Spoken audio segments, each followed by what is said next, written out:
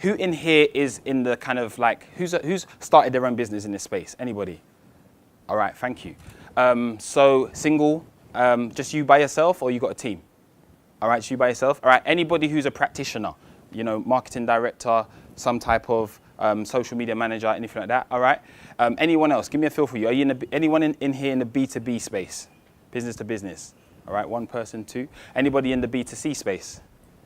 All right, thank you. All right, so today I want to talk about, I'm introducing myself, content strategy for the future, and primarily I want to kind of talk to you about this. Now, what do you notice about this picture? Anybody? Talk to me. What do you notice? Sorry? All the same, all right? And what do you see? A whole bunch of what? Penguins, right? And I'm going to talk to you about this. I believe that there's so many companies in the world today who their actual marketing strategy or the way they operate is like this. And what I mean by that is that they are flooding the actual internet with content that sounds and looks like everybody else. And I call this, simply put, the penguin effect. And I simply believe, and as I'm talking about strategy, that when you work with your business and understand your customer, you can almost be like this guy in the purple over here. You can be like the person that not only stands out, but has people that follow you along the way. And I want to talk to you about our approach and how we approach content strategy and how we look at marketing and how you can do this for your business as well. So when it comes onto our approach, I fundamentally at my core am a user experience designer. And what I do is I apply the same principles I learned as an experience designer to marketing, okay? So the way we understand this is fundamentally, as an experience designer, we're trying to understand what does the customer actually want. We're trying to get into the mind, the brain, the thoughts of that customer, and we're trying to break that down. Then on the back end of that, we're then speaking to the business, the stakeholders, who's involved in this business, whether it's an individual or whether it's a team, and we're trying to understand what is the business actually trying to achieve, and are the goals of that business in line with what the customer actually wants. Are we making sense? So when we look at content strategy, we're first trying to understand it from a consumer or the customer standpoint. All of these activities that you do are secondary to fundamental principles of first understanding your consumer. Now, I know you may hear this many a time, but we work with organizations like big corporate organizations, Fortune 150s, right the way down to small companies, and we see the same core fundamental challenges, which is how do we actually understand our customers? So fundamentally, the tool we try to teach and what we emphasize is a tool we call empathy. I know you may have heard it before. It's the ability to put yourself in the shoes of somebody else and understand what they think and how they feel, what they're saying, what they're doing, what they're seeing. The more you can do that as an individual, especially as a business owner, the better you will be when it comes onto your content strategy. Content, primarily text, video, image, are just means to communicate a message. And you have a brand, which is something that people need to trust. And the only way they can trust is through the content that you put out. Are we making sense today? So the more valuable your content, it's all about how much you know your end consumer or your user. Is that making sense to everyone? So the way we work is we try to understand at the core of your business, who are you trying to reach? What is their name, maybe? Like you try and make these things up as a team. Or if you've been practicing for a certain amount of time, you may have some people on the books who have bought from you, right? Who have actually interacted with your business, who have spent the time to say, you know what, I'm going to take my hard-earned cash that I'm earning and I'm going to spend it with you because I love your product, I love your services. You want to write these people down. You even want to put these people on the wall and say, you know what, guys, would Jane like this? Would Terry like this? Would Shaniqua like this? Would whoever your customer is, you almost need to put it at the forefront of everyone in your team and say, we are supplying some great products and services for these individuals, and who they are is at the core of what we are doing, okay? Sorry, let me go back again.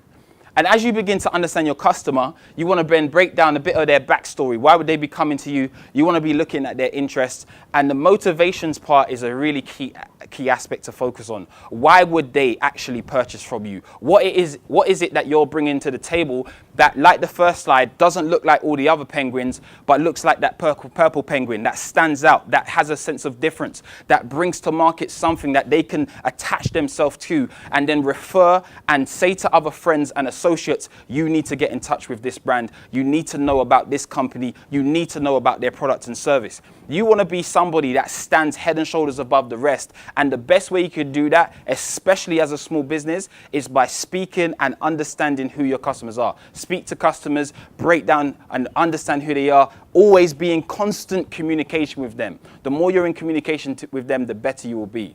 But as we begin to look at the actual communication landscape, we're seeing a rapid change over time. We're coming from a generation where we text a lot, right? We type a lot, right? And then now we're in this kind of touch generation. We're still typing, but now everything is touch related, right? And we're moving into a time where voice is becoming just as dominant as everything else. And I really want you to pay attention to this, guys, because actually applying or understanding how voice is changing the landscape of communication is pivotal to your content communication going forward. That's why we're looking at content strategy for the future. Look at yourself now and how do you prepare yourself or prep your business for 2021 when you are that big company, okay? You want to be saying to yourself, as people are changing in the landscape, as cars become more automated, what's going to happen in their cars, right? That's going to be the walking, or how can I put it, the driving university. In that space, people will be like, that's infotainment center right now. Imagine sitting in a car and it's actually going to take you from A to B without you having to drive. What else can you do? You can text, maybe. I wouldn't really want to do that, but you can listen, right? And everybody who likes to sit in a car, maybe there's a few in here, who likes to sit in their car when it's just dead quiet for over an hour? Maybe one person, all right? Two. But who would actually like to listen to something? Give me some of your favorite artists. Who's your favorite artist in there? Anybody? All right, I'm going to point at you. Favorite artist? Give me one. You like? Lauryn Hill? Kendrick Lamar. Kendrick Lamar. All right, anybody else? Wu-Tang. All right, go on, bro. Meek Mill. All right, so whoever, if that's your favorite artist, you wouldn't mind listening to them on a car journey, right?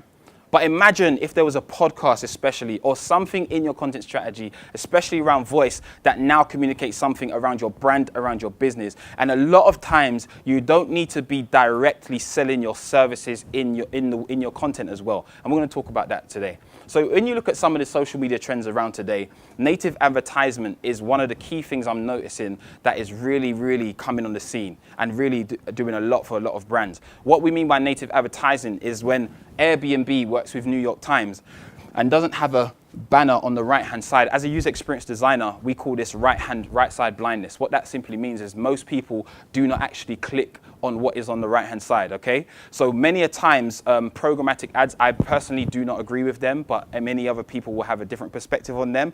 But programmatic ads generally show up in the middle, in these middle bars on the right-hand side. They show up all over the place because your cookies are telling these companies that, oh, wow, you like X, Y, and Z, and then they're gonna flood your browsers with all of this as you begin to go to other sites. Personally, I believe in native, specific, personalized content, and we're going to talk about that today. Now, when you look at a brand like New York Times working with Airbnb, this whole article is about how you can find not only new homes, but they go into the homes. They show pictures of the homes. They show people interacting with the homes. This is what you call valuable content, rich content, guys. And it's on a site like New York Times. Now, they are advertising to you, but it's not in the same way. And you may be a solo or smaller entrepreneur, but it doesn't mean that there are partnerships that you can make with brands that have an audience who are like your customer base. And you can say, hey, can I write an article on your site? Can I share some insights about my product and service on your platform that I believe will be valuable to your users there? Another thing that I want to share with you today is Under Armour. Under Armour worked with Complex Magazine. Does anyone know Complex Magazine? And Under Armour took over your whole desktop, showcasing some of their new products and services. And Under Armour is, in a sense, either competed with Nike or beaten Nike in some sense because of the way that they've come about their content strategy, okay?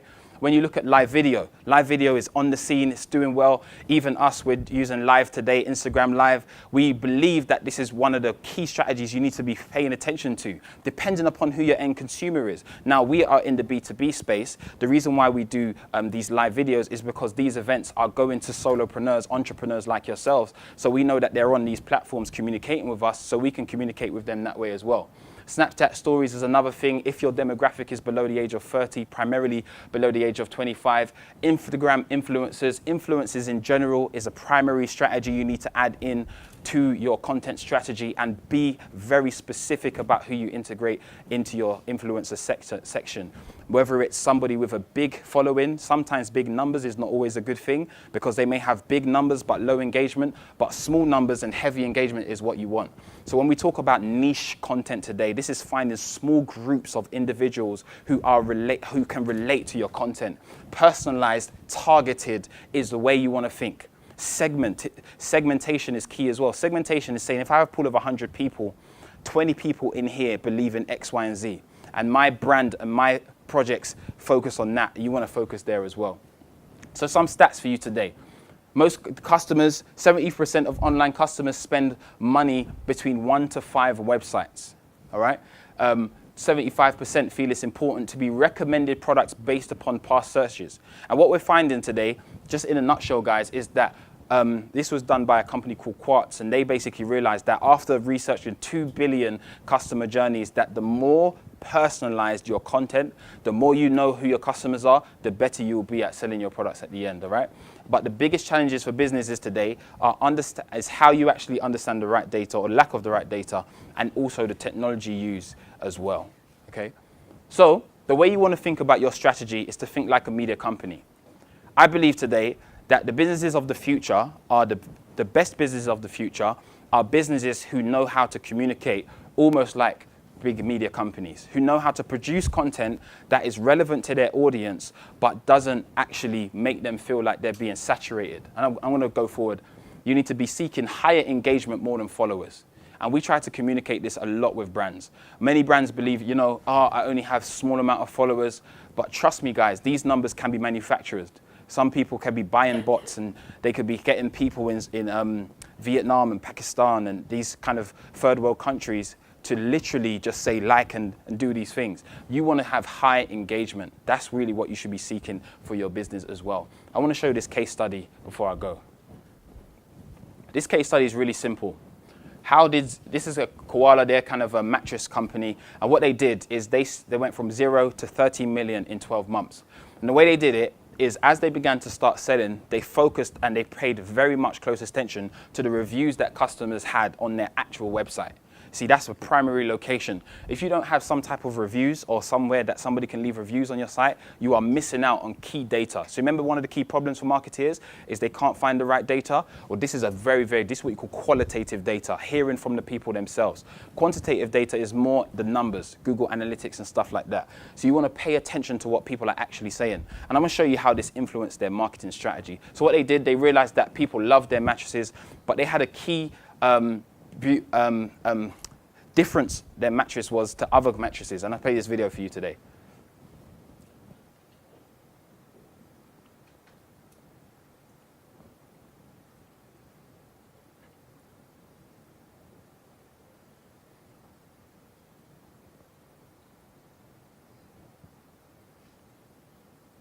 Now, if you're somebody who loves sleep in the room today? And if you're if you're thinking about, so this could be interrupting you in your newsfeed, right? But when you see the engagement on the post, I shouldn't call it a herd mentality, but what I mean is when you see the engagement on a post, that is attractive. That's like, wow, there's big numbers on this looks interesting. You click play, you see something like that, you say, what mattress is that? Imagine if you just had a simple link, hey, you know, I need this mattress badly. That's what the person put, and you click on it like that. Not only that, what happened as a result? More than 2.3 million views, all right? I'm going to keep going, showing you the stats on it. 30,000 reactions, 2,800 comments, and over 11,000 shares. The key point I'm trying to make, guys, is they really understood their end consumer, right? And they had an amazing product, okay? Let me try and show you the next slide. Not only that, as a result of this, guess what the other people that bought their product started to do? So the real simple thing I'm trying to communicate today is you're hitting the motivations of the individuals, all right, who are buying the product.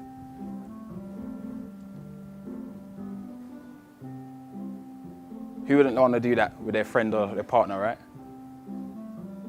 Really simple and to the point. I ain't got time to go through this one as well. Dollar Shave Company took a similar strategy, you know. Come to me afterwards for the slides, guys. Time is running away from me. But as a result of this video, 140 million sales within the first year, and then they put it right on their website, made it very plain, and then quick links to purchase on their site. We're talking about user experience marketing. The marketing was very user focused, and when you go on the website, the user experience was built in a way that it was quick to purchase, but actually pleasurable in the actual interaction, okay? So the real secret is there's no one-size-fits-all strategy, okay? That will work for marketing in all businesses. You need to understand your end consumer and do what works for you, okay? And here are some tools that you can use in the process as well. These slides we'll give to you afterwards. We have all your email addresses, but tools will really help you, but tools are not the end result, okay? They're only a means to the end. And like we said, key 3 points to consider: seek higher engagement and not followers, create content that matters, and number 3 is build a community. And through this key strategy, you can have the influence you want to the people that you care about. Thank you very much.